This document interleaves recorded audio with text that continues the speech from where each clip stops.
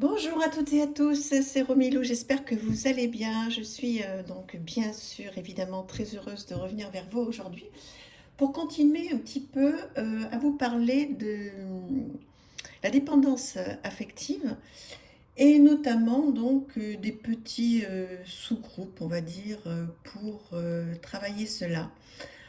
En sachant que il faut bien que les choses soient claires. L'idée dans la dépendance affective, ce n'est pas forcément de sortir à 100% de la dépendance affective parce que d'être avec quelqu'un et de se sentir complet, de se sentir rempli, c'est plutôt bien. Euh, mais ce qu'il faut simplement et surtout, c'est avoir à l'idée que cet attachement, cette dépendance affective, elle est salutaire lorsqu'elle est éphémère. Et qu'il faut comprendre qu'en fait, enfin moi au bout des décennies, j'ai fini par comprendre que c'est bien d'être dépendant affectif, mais sur le moment, on se sent complet, on se sent rempli, on se sent heureux, on a l'impression que rien ne peut être plus merveilleux quand on vit quelque chose en osmose comme ça et en lien très très fort avec quelqu'un. Mais lorsqu'on a en tête que ce moment est un moment et qu'après on va revenir à quelque chose de plus normal dans la vraie vie et qu'on va arriver à être seule et heureuse seule, euh, ben c'est là où on peut se dire qu'on est sorti de la dépendance affective en fait, parce que de vivre des moments hyper fusionnels, c'est bien et c'est important et ça il faut continuer, puisque l'être humain est fait aussi pour ça, pour vibrer haut. Mais ne pas penser et ne pas imaginer, ne pas fantasmer que ces moments si intenses, si forts, vont durer tout le temps. Sinon, c'est là qu'on devient un mendiant de l'amour et c'est là qu'on a besoin des autres au point de récupérer que quelques miettes en fait. Donc, en fait, quand on arrive à s'autosuffire, s'autosuffire en amour et n'accepter que quelques moments, ça peut être souvent, mais que quelques moments fusionnels et intenses, et qu'on sait pertinemment qu'après on va revenir à quelque chose de beaucoup plus, pas serein, mais de beaucoup plus normal. C'est là où on commence à toucher l'essentiel et à se dire qu'on n'a pas besoin forcément de l'autre pour être heureux. Comme je vous disais l'autre jour, il y a des milliards de personnes sur Terre et on fixe sur une personne en se disant qu'il n'y a que cette personne qui peut nous rendre heureux. Mais non. Alors ponctuellement, oui, bien sûr, ponctuellement, par moment, c'est cette personne. Mais voilà, arriver à avoir des outils pour se dire, eh bien, où je reste terriblement attachée à cette personne et je me sens quand même dépendante, mais j'arrive par moments dans le quotidien à me remplir avec d'autres choses, mes amis, mon travail, mes passions, et finalement l'être aimé vous manque, mais de manière normale. Ou alors, lorsque la personne est partie, si vous n'arrivez pas à gérer ce manque affectif, c'est qu'effectivement, il y a cette histoire de codépendance et qu'il faut essayer de s'en détacher un petit peu. Et justement, pour s'en détacher un petit peu, il y a plusieurs phases. On peut parler un petit peu aujourd'hui du détachement. Donc j'ai pris quelques notes. Le détachement, en fait, c'est pas forcément être désespéré. C'est pas forcément être en repli sur soi, etc. C'est pas forcément avancer dans la vie en écrasant les autres, en ignorant les autres, en piétinant les sentiments, etc. Non, non, pas du tout. Euh, Ça n'empêche pas non plus le fait de se détacher, la disparition, ce que je vous disais, des sentiments et de tout ce qui est sollicitude, hein. En fait, le détachement, ce qu'il faudrait, il faudrait essayer de lâcher prise en fait, de se désinvestir mentalement, affectivement, voire même physiquement d'une relation qui est souvent malsaine, hein, euh, et souvent pénible qu'on entretient donc avec cette personne et toutes les responsabilités qui vont avec. Et en fait, ce qui est important de comprendre, c'est qu'on est tous responsables de nous-mêmes. Et, euh, et on est responsable de vouloir aussi résoudre notre problème. Donc, en fait, le détachement, ça implique de vivre dans l'instant, dans l'ici et maintenant. Et c'est compliqué ce que je vous dis parce que moi, il m'a fallu des mois et des années pour y arriver. Donc, après, je vous donnerai aujourd'hui ou un autre jour des petits tips pour avoir des petites idées comme ça qui peuvent vous faire du bien ponctuellement. Mais une des solutions sur le détachement de cette dépendance affective, c'est effectivement d'essayer de vivre dans l'instant, dans l'ici et maintenant, ici et maintenant. Et il faut essayer de profiter au maximum de chaque jour qui passe. Alors vous allez me dire, oui, Romilou, t'es gentil, mais comment on fait? Eh bien, comment on fait? Écoutez, c'est le travail d'une vie, hein, donc c'est croire en soi, croire à ce qu'on fait. Ça ne signifie pas d'être désintéressé, c'est pas parce qu'on se détache de quelqu'un qu'on ne va plus l'aimer, qu'on ne va plus le voir, qu'on ne va plus être avec. Mais entretenir des rapports en fait normaux, des rapports qui ne vont pas nous rendre fous. Vous voyez ce que je veux dire? Et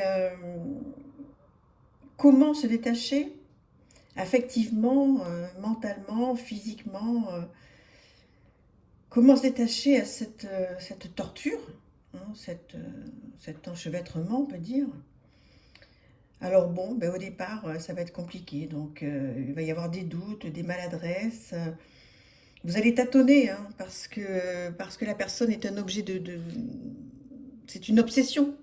On est bien d'accord, hein. Donc, il faudrait commencer par là. Et voilà, par tenter de vous détacher. Tentez de vous détacher. Je vous dis, si vous êtes avec quelqu'un que vous aimez, mais que vous vous sentez sous dépendance affective, pas forcément de vous séparer, mais simplement d'avoir ça en tête. Si vous pouvez retenir ça aujourd'hui, juste vous dire, je vais prendre ça. Est-ce que vous connaissez le livre Quelques petites gorgées de bière? Quelques gorgées de bière. Regardez, tapez sur Internet quelques gorgées de bière. En fait, c'est un livre magnifique qui vous explique en fait que la vie, et le bonheur, c'est des moments, des petits moments. Et de vous dire que cette dépendance affective que vous avez envers cette personne, eh bien, il faut essayer de la transformer en moment. Et ça va être ça, le détachement. C'est pas le non-amour, le détachement. C'est juste vous détacher un tout petit peu en vous disant, bah, écoute, j'ai de la chance, je vis des moments merveilleux, des moments tellement intenses, que je vais en profiter. Et si jamais vous n'êtes plus avec cette personne et que cette personne vous manque, eh bien, sachez que vous allez retrouver cette intensité parce que vous en avez peut-être besoin. Vous retrouverez cette intensité avec quelqu'un d'autre, avec même une autre passion, pas forcément quelqu'un, mais une autre passion avec d'autres choses, d'autres personnes de votre famille, parce que vous avez besoin de cette intensité, cette adrénaline. Mais ça va revenir. Mais ne pas faire les mêmes erreurs et à croire que c'est l'autre, la personne ou l'autre chose qui va vous remplir à 100%. Parce que non, si on attend ça de l'autre, on ne sera jamais rempli, jamais rempli. C'est comme une bouteille avec des trous au fond. On a beau la remplir, la remplir, la remplir, et bien l'eau continuera à couler. Donc il faut que vous arriviez à vous remplir vous, ce que j'ai fait, ce que j'ai tenté de faire, ce que je continue à tenter de faire. Et ça, c'est grâce à une des petites méthodes qui est effectivement le détachement. Simplement vous dire que voilà, euh, apprendre à se détacher un petit peu en ayant des passions. Alors c'est tellement facile à dire quand on n'en a pas ou quand on est au bout du rouleau. Je m'excuse par le fait d'être parfois très, on peut dire de base, parce que là, si vous m'écoutez et que vous êtes au bout du rouleau, oui, Romilou, tu nous dis qu'il faut se détacher, mais comment on fait? Eh bien, on essaie de prendre conscience. Déjà, on accepte qu'on est dépendant affectif, on l'accepte. C'est pas une tare du tout, hein. Je veux dire, c'est pas c'est pas une pathologie hein, grave, c'est, oui, effectivement, c'est un souci, puisque ça rend terriblement malheureux, et c'est une souffrance terrible. Mais voilà, on accepte l'état des choses. Déjà, ça prend du temps. On ne se flagelle pas et on ne se déteste pas à cause de ça, pas du tout. Et après, on se dit, bon, première petite chose, je vais essayer de me détacher un peu. Comment je vais essayer de me détacher un peu, que la personne soit avec vous ou qu'elle soit plus là. Euh, ben, je vais déjà prendre conscience, ce que je vous disais, que tout ça, ce sont des relations qui sont tellement fortes qu'elles sont éphémères. Et que si vous devez les vivre, ben, vivez-les en sachant que ça s'arrête, ça revient, ça s'arrête, ça revient. Et que le bonheur en continu, vous ne le trouverez qu'avec vous. Qu'avec vous, en continu 24 heures sur 24, vous ne pouvez compter que sur vous. Même nos jeux, nos cartes, nos amis, nos enfants ne peuvent pas nous combler à 100%, c'est impossible. Donc essayez de réfléchir au détachement. Voilà, et de me dire qu'est-ce que vous en pensez. En fait, je me suis lancée dans cette vidéo de manière complètement, comment dire, sans réfléchir. J'ai pris quelques notes un petit peu ce matin en pensant à vous et en vous disant par quoi je vais commencer. Et donc du coup, là, je me suis mis à mon bureau, j'ai démarré la vidéo et j'ai pas pris de jeu, donc je vais aller en chercher un pour donc vous présenter un petit jeu qui soit sympa. Donc vous m'excusez une petite minute, j'en suis certaine. Voilà, je reviens, j'ai sorti deux jeux très rapidement et de manière très spontanée qui me font du bien et qui peuvent vous faire du bien, que vous connaissez certainement, qui est le jeu donc de Umrazai de Marie-Christine Chambon, que je vous ai présenté il n'y a pas très longtemps, je pense, qui est magnifique. Et je voulais que sur cette vidéo, qui est donc pas toujours très facile hein, quand on parle de dépendance affective, voilà, j'avais envie de vous donner un petit peu de couleur, de baume au cœur. Que vous me disiez si vous connaissez le travail de Marie-Christine Chambon, qui est une personne incroyable, je la suis et c'est vraiment un peintre, une peintre qui fait des choses, une artiste qui fait des choses incroyables. Alors pas facile à travailler, hein, son jeu. Bon, moi comme je vous l'avais dit, je passe mon temps à regarder ces illustrations qui m'apaisent et qui me font énormément de bien. Voilà, est-ce que vous avez ce jeu? Est-ce que vous l'utilisez régulièrement? Est-ce qu'il vous le trouvez simple ou pas? Bon, il y a plein de choses à faire. Voilà, moi je m'en sers souvent ou pour le regarder, le feuilleter comme je suis en train de faire avec vous là. Et ou alors à une carte, mais je le trouve vraiment très beau ce jeu. Qu'est-ce que vous en pensez? Est-ce que vous le trouvez beau ou pas? Est-ce qu'il vous apaise ou pas? Voilà, qu'est-ce que vous faites avec ce jeu si vous l'avez? Ou est-ce que vous avez envie de l'avoir? Donc il arrive avec un petit guidebook hein, comme ça, tout magnifique en papier glacé. On peut faire plein de choses, hein. C'est très bien fait. Il y a un gros livre aussi qui va avec. Et puis vous représentez aussi pour un petit peu de douceur le Meraki Tarot. Magnifique jeu que vous connaissez bien. Et là j'avais envie de vous le représenter là tout de suite, hein, parce que j'ai été les chercher ces jeux, vous avez vu, de manière très spontanée. Et voilà, je trouve que c'est un très beau jeu. Je pense qu'il a eu énormément de succès. Je pense qu'on est nombreuses à l'avoir. Très bonne qualité. Et voilà, ce sont des jeux qui font du bien. Si vous aimez le tarot, voilà, je pense que là, vous êtes fan comme moi ou pas. Mais dites-le moi si vous n'êtes pas du tout fan de ce tarot ou si vous l'êtes. Hein. Est-ce que vous l'avez, etc. Il fait du bien. Je trouve, il a tout pour lui ce jeu. Il a tout pour lui ce jeu. Enfin, je trouve. Hein. Ça fait vraiment plaisir de le revoir. Et puis surtout, vous voyez, quand on traite des petits sujets qui sont pas simples, comme ce que j'ai traité tout à l'heure, rapidement,